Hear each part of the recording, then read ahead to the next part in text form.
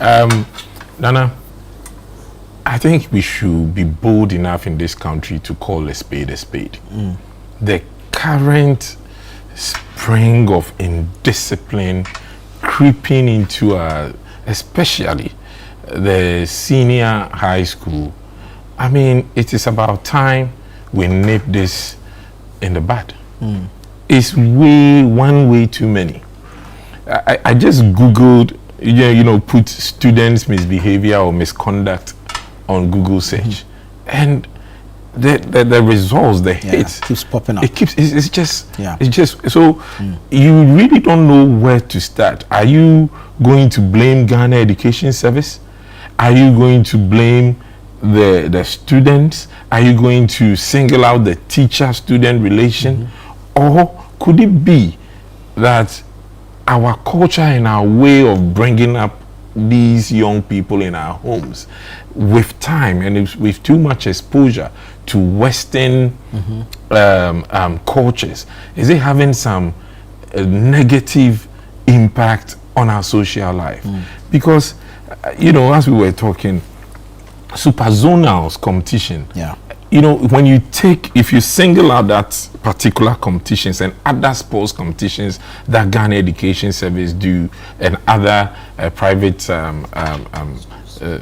organize, I think the main cross is that we need to pick talent, and these talents that we pick at young age can be nurtured, and its benefits normally is not only towards the individual, but the country as a whole do benefit from these talents. Because back in the days, I remember we used to hear about Kura. He was a good sprinter. He was picked from senior high school. I remember when I went to Kumasi High, there was this player called Ninja who was playing for Ghana under 17, and then consequently became a huge hero for Kumasi Asante Kotoko. He was picked from high school. I can go on and on. I remember Kumasi High played Okes in Kumasi Sports Stadium. Osechuche. And that was where Sule Muntari, Stephen Odro, all these young talents were picked. And look at where Sule Muntari rose in football to be, I think, the second Ghanaian to have won a Champions League.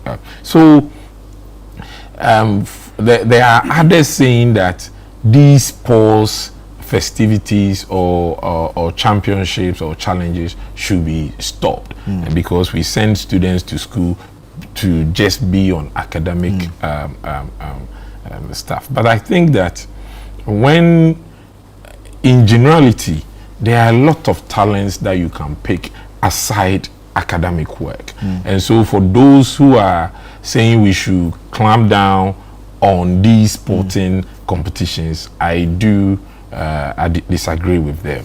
I think that what we are losing sight of is the punishment meted out to people who can be only classified as recalcitrant students. True. So if we punish them, it will serve as a deterrent to other students who want to get into such insubordination behavior. I think that GES should do more. That one I agree.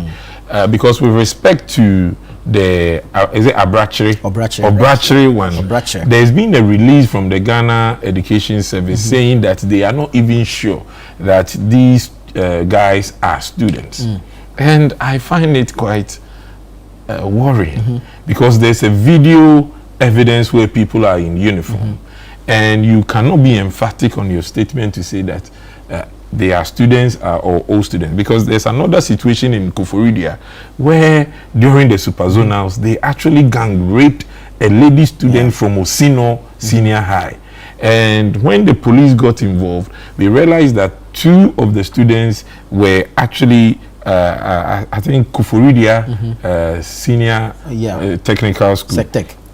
And one of them, the ringleader, was actually an old student who was not even in the school. So, you start to think that, is it like a cult, an occult thing that is springing up in the school? Because for you to go through a senior high school, and after you graduated from the school, still have impact and directing young people to do these heinous. That should not be so strange. Sorry to mention, that's not so strange, because even, one, there are people who live in the community who attend the school, and they still have attachment to their school. Whenever their school is embarking on any sports activity or any activity that requires support, they go in to support their school. We even have old students today who still go to watch their schools. Yes, like science and math quiz and other things. And sometimes, old habits don't change. Exactly. The fact that you have left the school doesn't mean that you are not a restaurant. So those habits may follow them into some of these things. So it's not very out of place for the GES to say they may not be.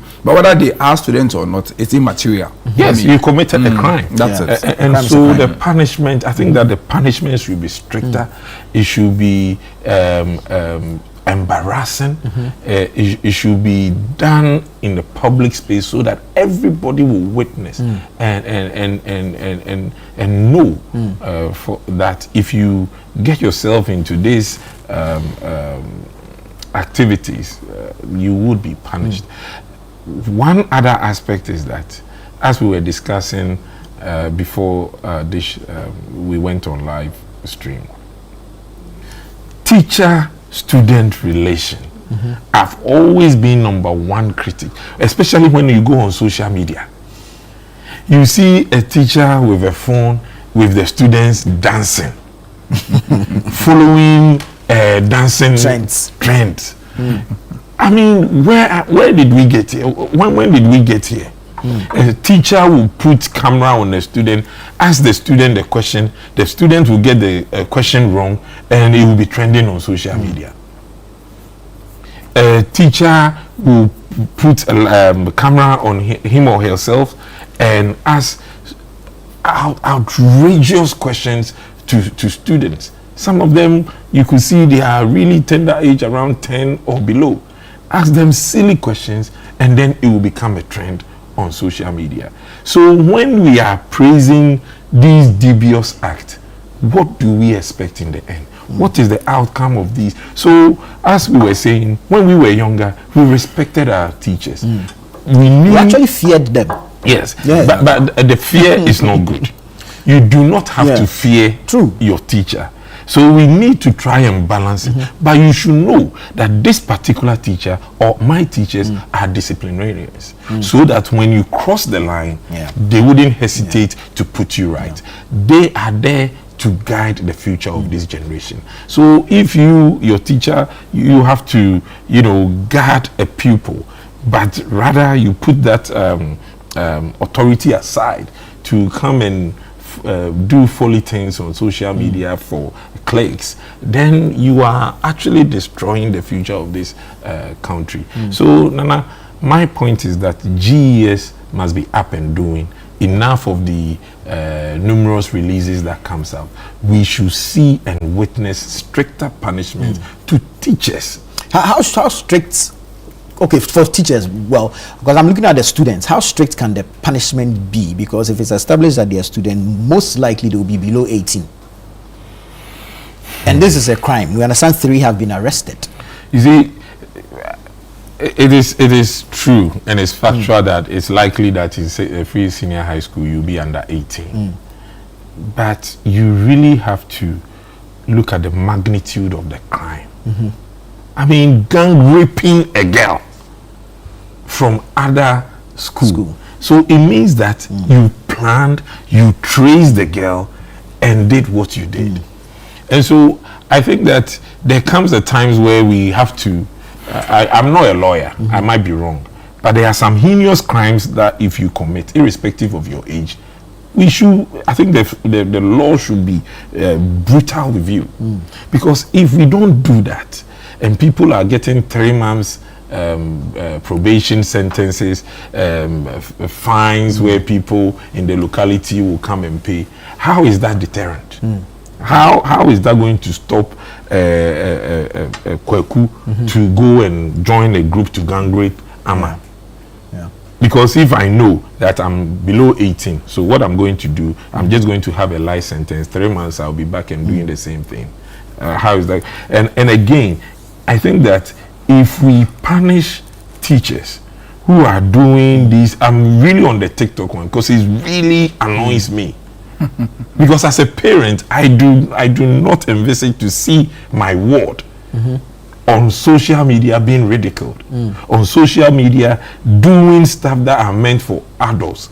If I see that, I get angry. And I think that GES is a double-edged sword. Whilst we are advising and advocating and punishing students, I think we should do likewise to teachers. Let that teacher-student relationship be purely based on professional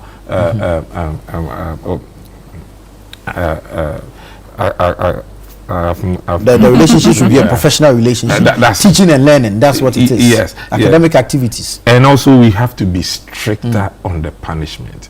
You see, most often our culture also breeds such indiscipline in our schools.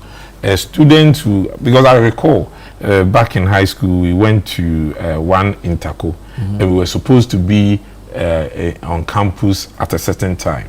Many decided to do whatever they had to do, so they did a quick roll call, and for those who were not on campus then were to be punished. But you see students go to the towns, you see an elderly person, or you see your headmaster's church elder and go and plead with the person, and because of our culture you go and say, oh, these kids are my kids, yes, and then we will put there were people you could actually go and rent as parents to come and represent to come and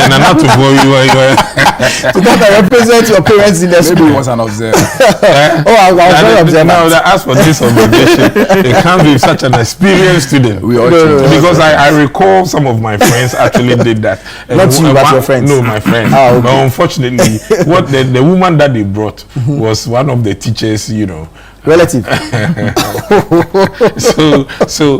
But back to this, I think that number one, GES should be really stricter with these punishments. They should instill professional relationship between teacher and student. And I think that parents, we have to, a part to play in all this to make sure that we know what our wards are up to all the time. You'll be surprised that at these super zonals, you see young kids smoking, drinking alcohol. These bars, you know, a student in senior high school, on the average, they are below age to drink.